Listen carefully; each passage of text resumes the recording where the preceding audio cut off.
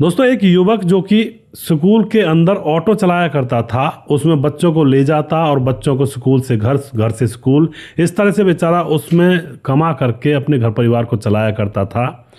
जो auto driver होता है वह अपनी बहन की शादी जल्द से जल्द करना चाहता था, क्योंकि बहन की शादी की डेट जो थी वो नज़दीक आ रही थी और उसकी तैयारी के लिए वह अपने ऑटो में कुछ सामान, जो परचून का सामान होता है, उसको भर कर के अपने घर की तरफ ला रहा होता है। जैसे कि चावल, जो भी कुछ सामान होता है जो शादी ब्याह के खाने में दिया जाता है, तो उन सारी चीज़ों को, सब्जी, चावल और बहुत सारा घी वगैरह जो भी था, शादी का सामान था।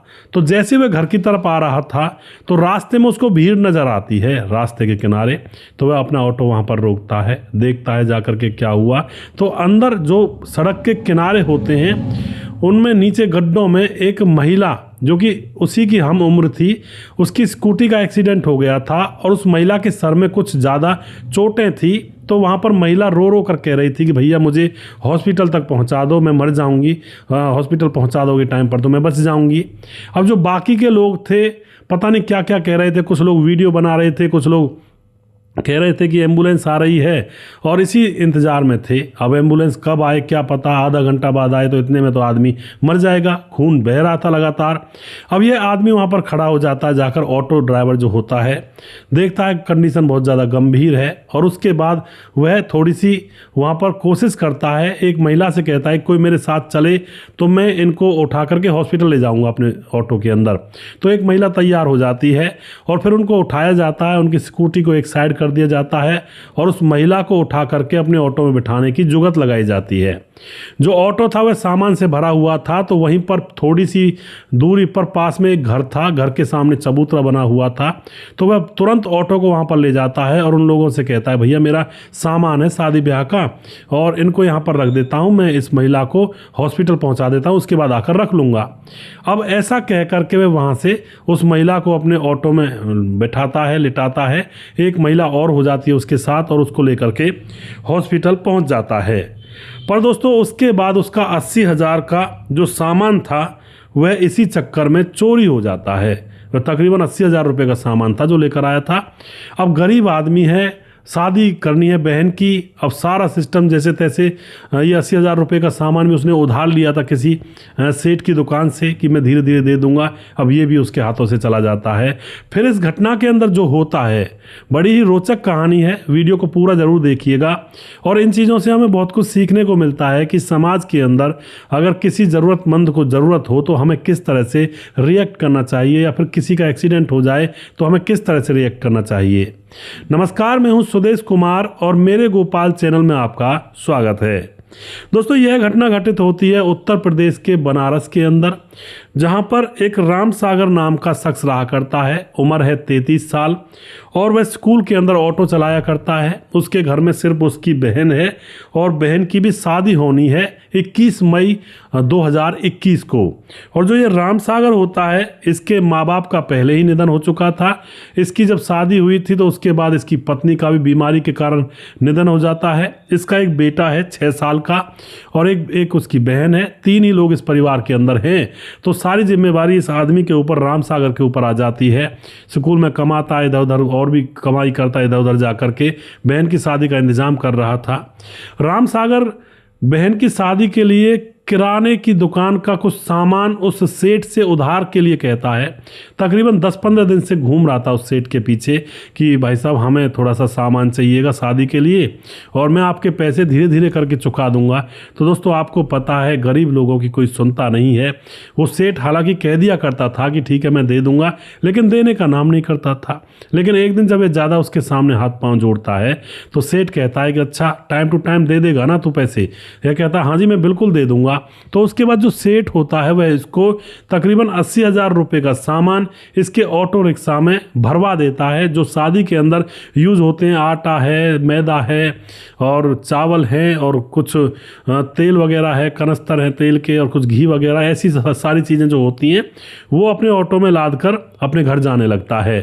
अब खुश था, कोई दिक्कत नहीं थी। अब जैसा कि मैंने आपको कहानी के स्टार्टिंग में बताया, रास्ते में उसको भीड़ मिलती है, वहाँ पर मुस्कान नाम की लड़की का एक्सीडेंट हो चुका था, माथे से खून बह रहा था, उसको कोई हॉस्पिटल ले नहीं जा रहा था, वह गिड़गिड़ा रही थी, रो रही थी। तो यह हिम्मत करके अपने सामान को वहीं एक घर के सामने उतार करके और उस महिला को अपने ऑटो के अंदर बिठा करके, और एक महिला और थी वहाँ पर, उसको भी बिठाता है और हॉस्पिटल ले जाकर पहुँच जाता है। हॉस्पिटल में अब तुरंत जाकर एडमिट करवाता है कि डॉक्टर साहब इनको आप बचाइए, खून बहुत बह चुका है। और जो डॉक्टर होते हैं वह ट्रीटमेंट करने में लग जाते हैं। थोड़ी देर के बाद डॉक्टर बाहर आता है और कहता है कि इनके लिए ब्लड चाहिए थोड़ा बहुत, तो अब ब्लड ला कर दो हमें। अब यह जो लड़का था, ये इसके पास ना पैसे थे, ब्लड कहाँ से ला कर देगा, ना कोई इसके साथ कोई और ऐसा आदमी था, ना उस महिला के साथ कोई था। यह कहता है डॉक्टर साहब मेरे हाथ में से निकाल लो आप जो भी कुछ निकालना है। तो ऐसा हो जाता है दोस्तों, हॉस्पिटल के अंदर अगर कोई देना चाहता है तो फ्री में ले जाता है। तो अब जो हॉस्पिटल वाले होते हैं इसके अंदर से ब्लड निकाल करके मुस्कान को चढ़ा देते हैं। उसका जो ग्रुप वगैरह होता है वो चेंज कर देते हैं जो जिस हिसाब से होता है, और फिर जो महिला होती है उसका ट्रीटमेंट चालू किया जाता है। अब जो वह महिला थी मुस्कान, उसके घर वालों को भी फ़ोन कर दिया जाता है, क्योंकि उस महिला के पास पर्स था, पर्स में उसका आधार कार्ड वगैरह और फ़ोन नंबर उसके फ़ोन में थे। तो उस महिला के फ़ोन से उसके घर वालों पर फ़ोन कर दिया जाता है, और थोड़ी देर के बाद उसके घर वाले भी वहाँ पर पहुँच जाते हैं, क्योंकि वह नज़दीक की ही महिला थी। घर वाले आते हैं, आकर के डॉक्टर के सामने रोने लगते हैं कि हमारी बेटी को बचा लो और किसी भी तरह से बचा लो, और हमारा तो यही सहारा है। डॉक्टर कहते हैं कि आप रुको और इनको हम देख रहे हैं, ट्रीटमेंट कर रहे हैं। और उसके बाद जो दूसरी महिला गई थी इस लड़के के साथ, ऑटो वाले के, जिसका नाम राम सागर है, तो वह उन घर वालों से कहती है कि अगर ये भाई साहब अपने ऑटो में टाइम पर नहीं लेकर आते तो डॉक्टरों ने कहा था कि अगर 15-20 मिनट भी लेट हो जाता मामला तो खून ज़्यादा बह जाता और फिर हम इसको बचा नहीं पाते। तो भला हो इस आदमी का, राम सागर का, जिसने बेचारे ने अपना सामान उतार करके ऑटो में आपकी बेटी को यहाँ पर बिठा कर लेकर आया, जबकि कोई उठाने वाला नहीं था। और अब डॉक्टर कहते हैं जी इनकी जान का कोई खतरा नहीं है, ट्रीटमेंट चल रहा है, खून रुक चुका है।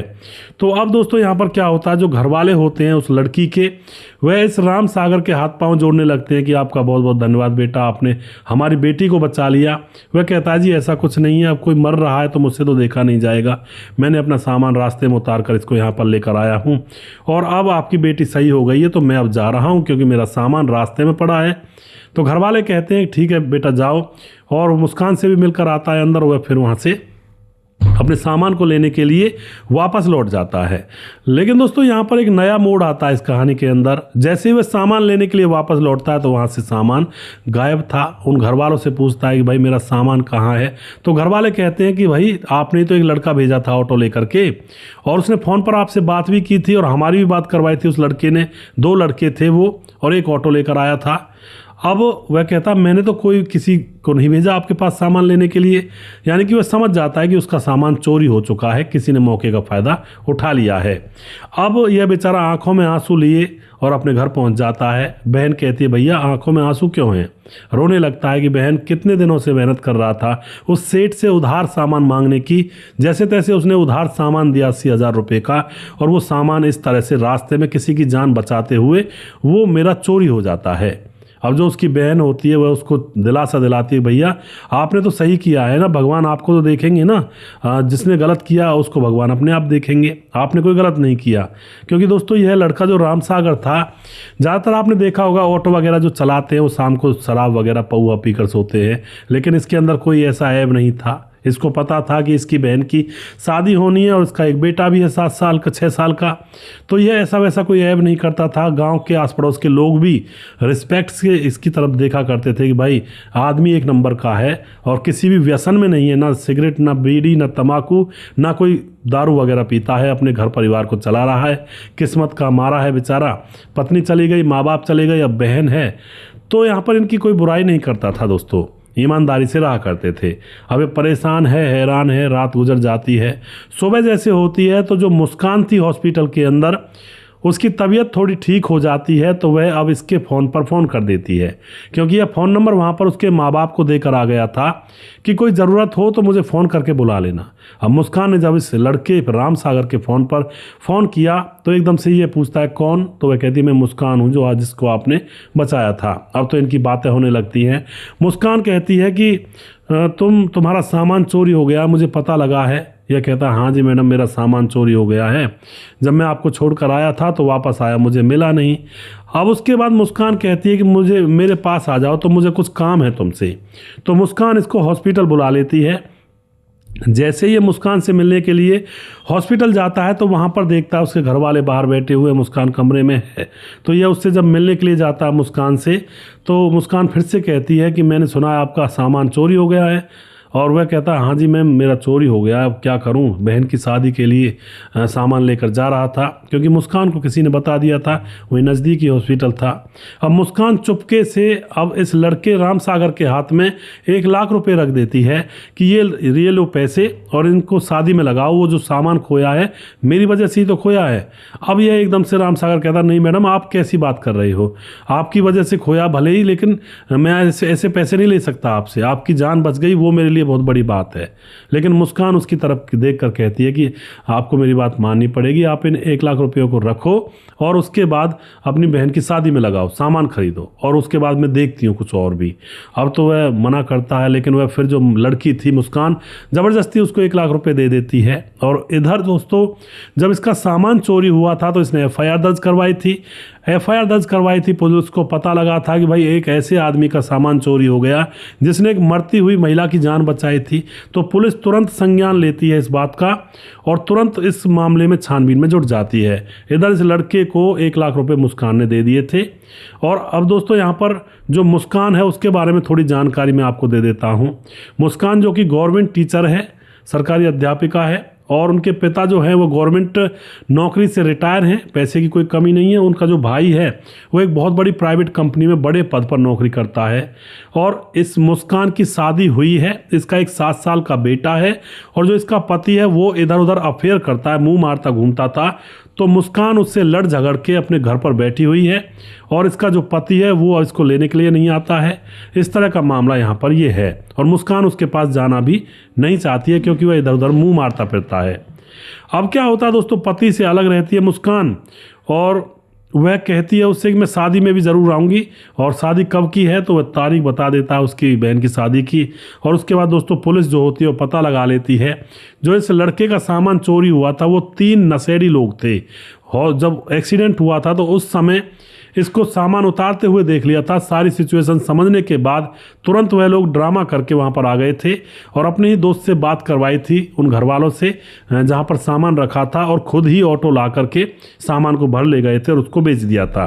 अब तो दोस्तों यहाँ पर जैसे ही उनके ऊपर छापा डाला जाता है, सारा सामान पूछा जाता है कहाँ कहाँ बेचा है, तो सारी जगह से वो सामान रिकवर किया जाता है, दुकानदार से भी रिकवर किया जाता है और उसके बाद सारा सामान इस लड़के के घर पर पहुँचा दिया जाता है। अब जैसे ही लड़के के घर पर सारा सामान पहुंचता है तो वो बहुत खुश हो जाता है और उसके बाद वो लड़का उन 1 लाख रुपये को लेकर हॉस्पिटल पहुंचता है। कहता है मैडम 1 लाख रुपये ये आप ले लो क्योंकि मेरा सामान मिल गया है। अब मुस्कान उसकी तरफ हंसती है थोड़ी सी और कहती है कि अरे तो फिर इसको लाने की क्या ज़रूरत थी, अपनी बहन की शादी में खर्च कर लेते। लड़का कहता है नहीं मैम साहब ऐसे नहीं कर सकता मैं। मुस्कान कहती है कि इनको रखो और बहन की शादी में खर्च करो और मैं भी आऊँगी और मुझे बता देना कोई और ज़रूरत हो तो। इस तरह से उसको ज़बरदस्ती फिर दोबारा से वो पैसे दे देती है। अब क्या होता है दोस्तों, शादी की तारीख नज़दीक आने लगती है और शादी को तकरीबन 2 से 3 ही दिन बचे थे। तो वह कहती है मुस्कान उस लड़के राम सागर से कि मैं आना चाहती हूँ, मुझे एड्रेस भेजो। और राम सागर कहता जी बिल्कुल आप आओ, मेरी बहन की शादी में मेरी भी इज्जत बढ़ेगी आस पड़ोस में। तो अब ये लड़की उसके बहन की शादी में वहाँ पर पहुँच जाती है और जा कर के शादी का सब अरेंजमेंट करती है। और भी किसी चीज़ की ज़रूरत होती है तो वह अपने पैसे से अरेंजमेंट करती है और धूमधाम से उस शादी को कंप्लीट करवाती है। शादी होने के बाद जब लड़की रो रो करके अपने पति के साथ विदा हो रही थी तो बार बार ये कह रही थी कि मेरे भाई तू ढंग से रहना, तेरा ख्याल कौन रखेगा, रोटी कौन बनाएगा तेरे लिए, अब तो तू अकेला पड़ गया, अब तक तो मैं थी, घर का काम मैं कर लेती थी। इस तरह से रो रही थी, आंखों में आंसू थे, आस पड़ोस के लोगों की आंखों में भी आंसू थे क्योंकि भाई बहन का कैरेक्टर बिल्कुल साफ था, लोगों की मदद कर दिया करते, किसी से कोई बैर नहीं, किसी से कोई लड़ाई नहीं, ना जलना किसी से। तो ऐसे मामले में लोगों की आंखों में आंसू आ ही जाते हैं। तो अब वह बहन जो रो रही थी तो यह कहती है एकदम से मुस्कान तू घबरा मत, तू पहले अपने ससुराल जा और वहाँ पर देख जाकर रहे और वहाँ पर किसी चीज़ की ज़रूरत हो तो मुझे फ़ोन कर देना, ये ले मेरा नंबर और तू टेंशन मत ले, देखा जाएगा जो भी कुछ होगा। तो उसको विदा कर दिया जाता है। अब यहाँ पर कुछ ना कुछ तो बात हो रही थी। अब क्या होता है, वह नंबर लेकर के जो मुस्कान होती है उस लड़के का, राम सागर का, वह नंबर ले ही चुकी थी, अपने घर चली जाती है। और लड़का भी बहुत धन्यवाद करता है, जी आपने बहुत मदद की शादी में। अब घर जाकर ये मुस्कान बातचीत करने लगती है, इसकी भी बातचीत होने लगती है। मुस्कान को पता लग चुका था इसका एक बेटा है और इसकी पत्नी की मौत हो चुकी है, बहुत अच्छा आदमी है, देखने में भी हष्टपुष्ट था। अब बातों ही बातों में मुस्कान इससे कह देती है कि मैं तुमसे शादी करना चाहती हूँ, क्या राम सागर तुम मुझसे शादी करोगे? राम सागर पहले तो ये कहता है, नहीं मैम साहब, आप कहाँ और मैं कहाँ, और आपसे शादी करूँगा तो आपके घर वाले क्या कहेंगे। लेकिन मुस्कान कहती है, मुझे घर वालों की टेंशन नहीं है, मुझे अपना जीवन गुजारना है अच्छे से, मेरा पति किसी काबिल नहीं है और मैं तुमसे शादी करना चाहती हूँ। अब जब दबाव डालती है तो राम सागर कह देता है, ठीक है मैम साहब, आप जो कहो वो मैं कर लूँगा। और जो लड़की होती है अपने माँ बाप से कहती है कि मैं शादी करूँगी राम सागर से। घर वाले विरोध करते हैं कि तू उस रिक्शे वाले के साथ शादी करेगी।